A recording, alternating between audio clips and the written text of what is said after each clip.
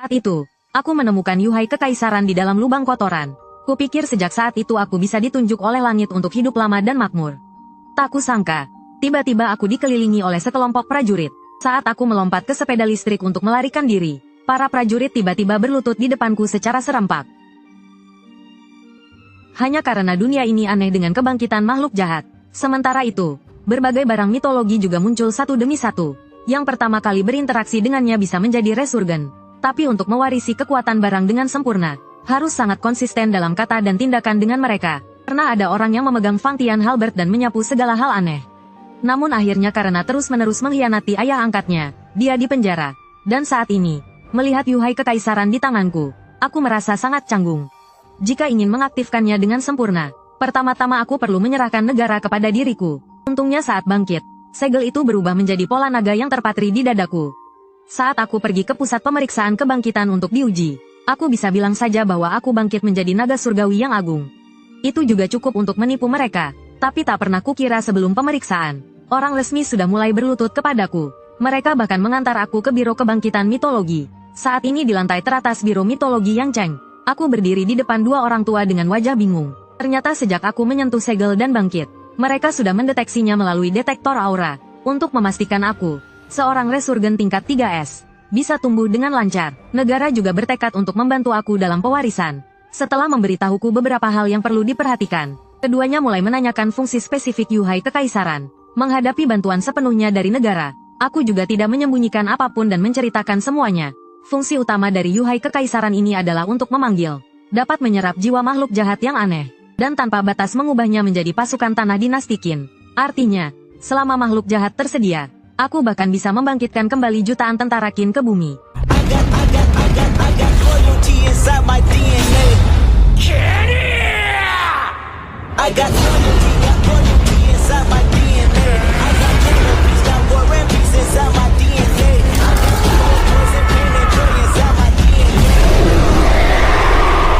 Kedua orang tua itu langsung sangat senang mendengar hal itu. Karena sejak kedatangan makhluk jahat, negara naga telah memulai perang pertahanan perbatasan yang panjang. Setiap tahun banyak pahlawan yang mengorbankan darah dan nyawa di gerbang negara. Jika aku sendiri bisa menjadi jutaan tentara, maka makhluk jahat pun tidak perlu ditakuti. Mendengar ini, Wang Lao di depannya tertawa lebar. Teman muda, untuk meningkatkan keserasian, kamu harus mengubah cara kamu menyebut dirimu di masa depan. Kami juga akan memanggilmu sebagai bawah.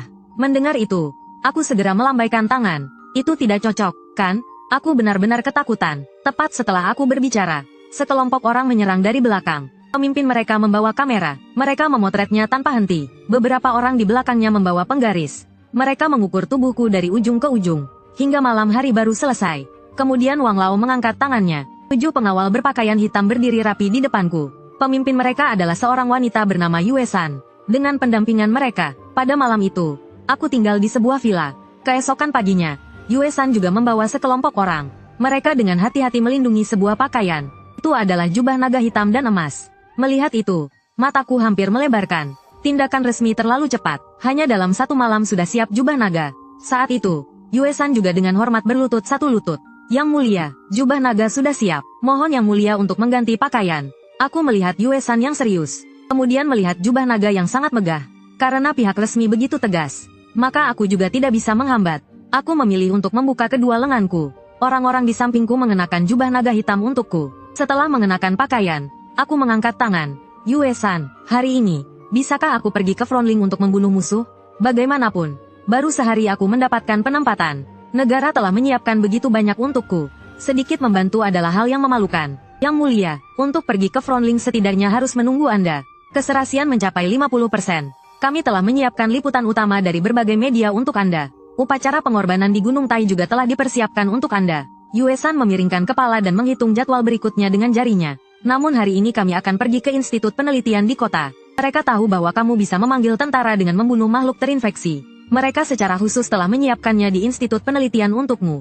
Setelah berkata demikian, dia memberi perintah melalui walkie-talkie untuk menyiapkan jubah naga yang mulia. Tak lama kemudian, sebuah mobil sedan hitam berhenti di depan pintu.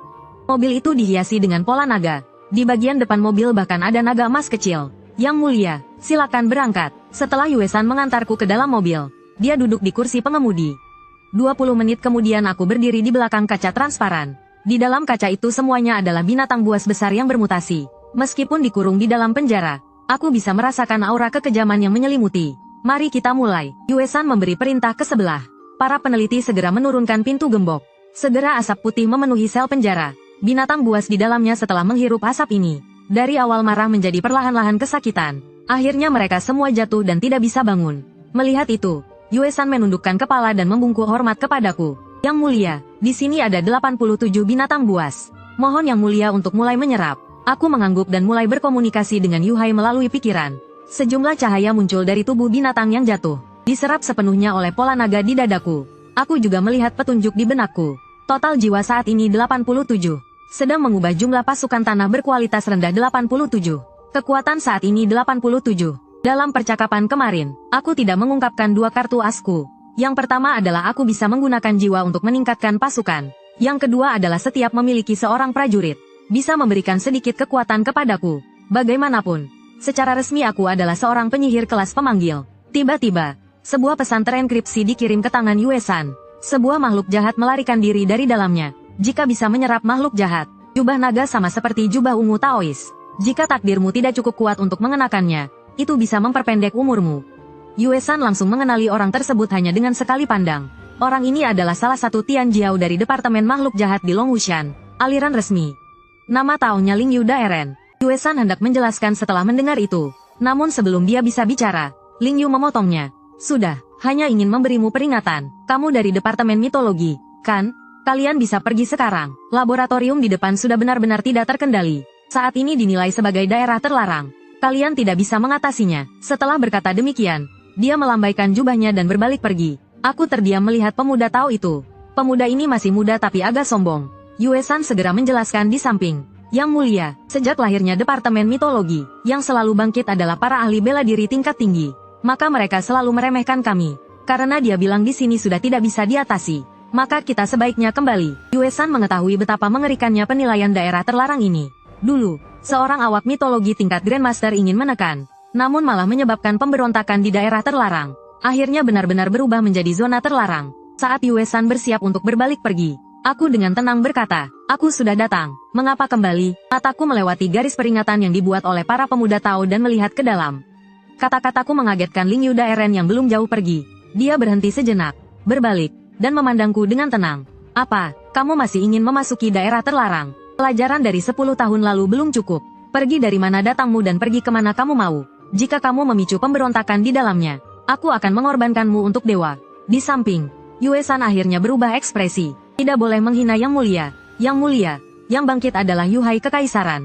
Bangkit Yuhai Kekaisaran. Jangan bicara tentang Yuhai Kekaisaran. Bahkan jika sudah bangkit Nine Tripods. Jiu Ding, bagaimana? Hanya bergantung pada peralatan. Serius. Kamu benar-benar mengira dengan mengenakan jubah naga kamu adalah kembaran Kaisar Si Huang? Aku ulangi lagi, garis tinta tidak boleh dilintasi. Setelah berkata demikian, aku tertawa terbahak-bahak di samping. Apakah ini cara Departemen Makhluk Jahat menangani masalah? Tidak bisa diatasi, jadi diklasifikasikan sebagai zona terlarang. Bukankah ini menyerahkan tanah kepada makhluk jahat? Aku perlahan mengangkat tangan ke arah zona terlarang yang tidak jauh. Kegagahan di tubuhku berubah menjadi aliran udara nyata yang meniup rambutku. Aku pasti tidak akan membiarkan tanah kerajaan ini hilang sedikit pun. Di mana para prajurit? Saat aku bersiap untuk memanggil pasukan tanah, tiba-tiba muncul tulisan kecil di depanku. Jumlah pasukan yang dipanggil melebihi 50. Aktifkan efek panggilan. Efek saat ini kembali mengubur tulang. Aku melihat petunjuk ini. Mataku berkedip. Sungguh, sistem efek spesial juga. Tiba-tiba, suara drum turun. Debu di tanah berguncang naik turun seiring irama drum. Situasi mendadak ini membuat semua orang yang hadir terdiam. Helikopter yang berhenti di lapangan terbuka belakang. Ada sedikit penurunan. Tidak baik. Tanah akan runtuh. Para kru meneriakkan kegelisahan dan segera menghidupkan helikopter. Saat terbang, debu tanah berputar-putar ke atas. Sebuah lekukan berbentuk persegi muncul di tanah. Dalam ketukan tapak kaki yang seragam, hanya terlihat barisan tombak panjang yang bergetar berirama. Ada juga bendera besar yang berkibar di antara debu. Seiring asap dan debu perlahan menghilang, pasukan tanah yang gelap menepi dan berhenti. Tombak panjang di tangan mereka berhenti di tanah. Aku melambaikan tangan dengan puas. Yue San, BGM bisa dimatikan. Yue San menjulurkan lidah dan mematikan suara. Saat itu, ekspresi Zhang Lingyu yang tak berubah selama ribuan tahun akhirnya menunjukkan perubahan, karena dia merasakan pasukan-pasukan itu, bahwa setiap dari mereka berada di tingkat martial arts terbaik. Beberapa bahkan telah mencapai tahap Inate Realem. Hanya terlihat 2 prajurit terkemuka mengangkat kursi naga. Aku segera mengangkat jubah naga hitamku. Seluruh tubuhku duduk di atas kursi naga itu. Yue San melihat hal itu dan tanpa sadar menyalakan kembali BGM. Saat irama drum terdengar, aku juga berbicara pada saat yang sama.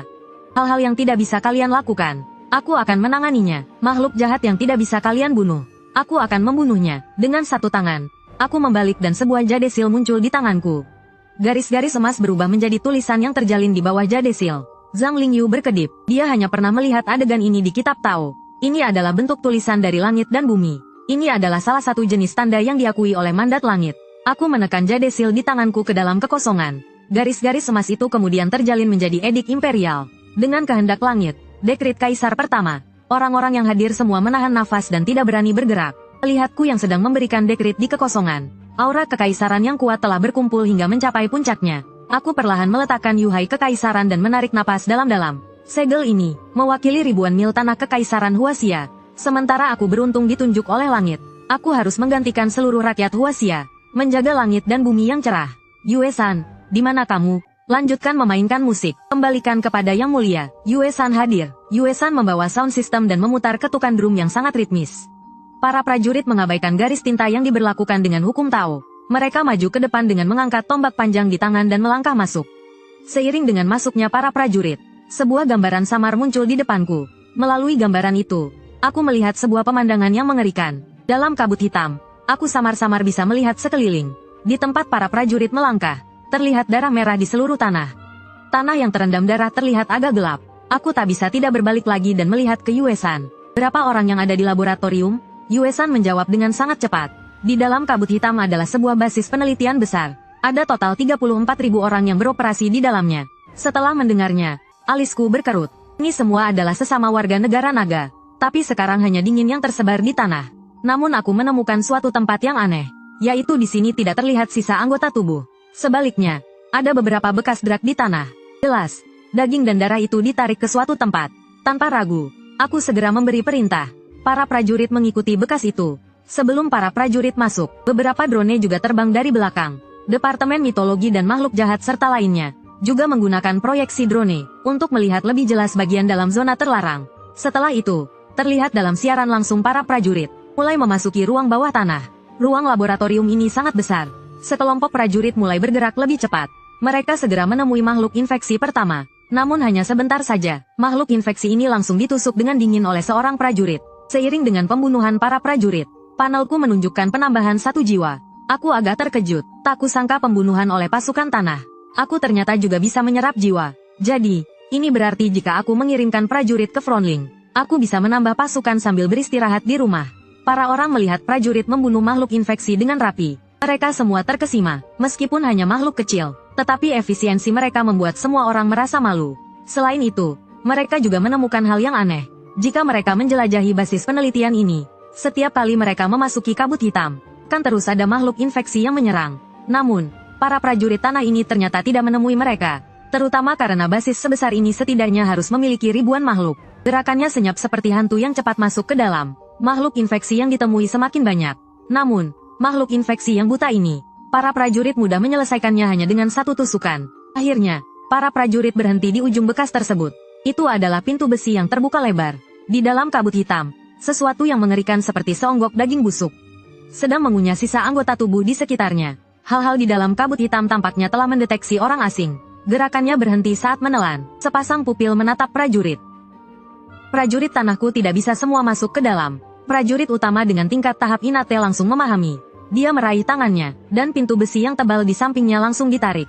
Kemudian dia mengangkat pintu besi besar dan memukul sesuatu di dalam kabut hitam. Melalui siaran langsung, semua orang menarik napas dingin. Pintu besi di dalam basis penelitian semua diperkuat dan diperbesar. Bahkan dengan menggunakan senapan las, tidak mungkin memutusnya dalam waktu singkat. Namun sekarang, ternyata dibongkar begitu saja oleh prajurit itu dengan tangan kosong. Bahkan para eksekutif tinggi yang menonton video itu sangat terkejut. Kekuatan ini meskipun sudah tingkat Inate, tetapi para ahli tingkat Inate biasa tidak memiliki kekuatan seperti ini. Artinya ini setidaknya adalah puncak tahap Inate, setengah tingkat Dewa Bumi. Dengan begitu, prajurit dengan tingkat kualitas tinggi itu, maka prajurit itu tentu lebih aneh. Berpikir demikian, Wang Lao tidak bisa membayangkan, jika benar-benar membentuk pasukan 1.000.000 orang, maka Xian Qin mungkin tidak lagi menjadi legenda. Saat semua orang terkejut, dalam siaran itu, kabut hitam di seluruh ruangan tiba-tiba menjadi lebih tebal. Bayangan yang bergerak merambat cepat membesar. Dalam bayangan itu, masih terlihat beberapa yang besar. Gigi tajamnya bergerak naik turun. Perubahan ini membuat Zhang Lingyu yang sudah tidak puas, meneriakannya. Kamu lihat, prajuritmu tidak hanya tidak membunuh makhluk jahat, tetapi malah membuatnya berubah secara tak terduga. Makhluk jahat ini benar-benar marah. Kesombonganmu membuat sebuah kota membayar harga. Kamu adalah penjahat dari kota Huuluo. Dalam video proyeksi, para tetua juga menoleh padaku dengan pandangan yang berubah. Aku yang duduk di kursi naga tenang sekali, hanya menatap Zhang Lingyu sekali. Sebuah aura naga yang tak terlihat membuatnya menutup mulutnya. Dalam siaran langsung, setelah kabut hitam dalamnya membesar dan memenuhi lorong sekitar, besi-besi mengeluarkan suara menggigit dan berguncang. Tidak butuh beberapa napas, barang itu langsung merobek langit-langit tangga 33. Saat semua orang mengira makhluk jahat akan mulai marah, tubuhnya yang membesar tiba-tiba mengecil dengan cepat, menjadi seperti slime berukuran hanya 1 meter, dan melarikan diri ke kejauhan. Situasi ini membuat semua orang terkejut. Berbeda dengan orang biasa, para eksekutif yang ada dalam video konferensi lebih memahami makhluk jahat. Dalam pemahaman mereka, makhluk jahat tidak akan pernah melarikan diri. Mereka hanya akan membantai manusia secara gila-gilaan. Namun sekarang, makhluk jahat dalam video itu benar-benar membuka mata mereka. Di kursi naga, pandanganku tajam. Para prajurit langsung mulai mengejar makhluk jahat yang melarikan diri. Menyadari kehadiran pengejar di belakangnya, makhluk jahat itu menggeram. Seluruh basis penelitian mengalami reaksi yang berulang. Makhluk jahat itu ternyata memanggil makhluk infeksi untuk menghalangi para pengejar di belakang. Dalam sekejap, makhluk infeksi datang dari berbagai lorong. Makhluk infeksi yang padat dan menumpuk. Namun menghadapi makhluk-makhluk ini, prajurit tanah hanya menembak sembarangan. Mereka menembus puluhan tubuh dan menyapu area luas dengan cepat. Di kursi naga, aku melihat adegan itu dengan tenang. Aku telah menonton video ini selama beberapa menit baru sampai di sini. Makhluk jahat yang remeh ini tidak seharusnya melarikan diri. Sebuah pikiran terlintas. Pasukan tanah di Frontling langsung meningkat semangatnya. Mereka bertindak lebih tegas. Para prajurit tingkat puncak Inate melihat makhluk jahat itu, ingin melarikan diri ke tempat lain. Dengan tangan yang penuh tenaga, dia menembakkan tombak panjangnya dengan cepat. Kekuatan mengerikan itu membuat sekitarnya, udara terbelah dengan garis putih. Garis ini membuat semua orang terkejut. Apakah dia masih manusia? Dia baru saja membongkar pintu besi besar tanpa alat. Dan sekarang bahkan bisa menembakkan tombak melewati kecepatan suara. Tombak itu menembus makhluk jahat dan menancapkannya di dinding besi. Kemudian suara besar terdengar. Namun makhluk jahat yang dipaku di dinding itu mulai mengembang kembali. Dengan raungan yang terkontaminasi polusi mental. Suara itu keluar dari gigi-giginya yang terbuka lebar. Namun, polusi mental tidak memberikan efek sama sekali terhadap para prajurit ini. Mereka masih dengan cepat mengepung makhluk jahat itu.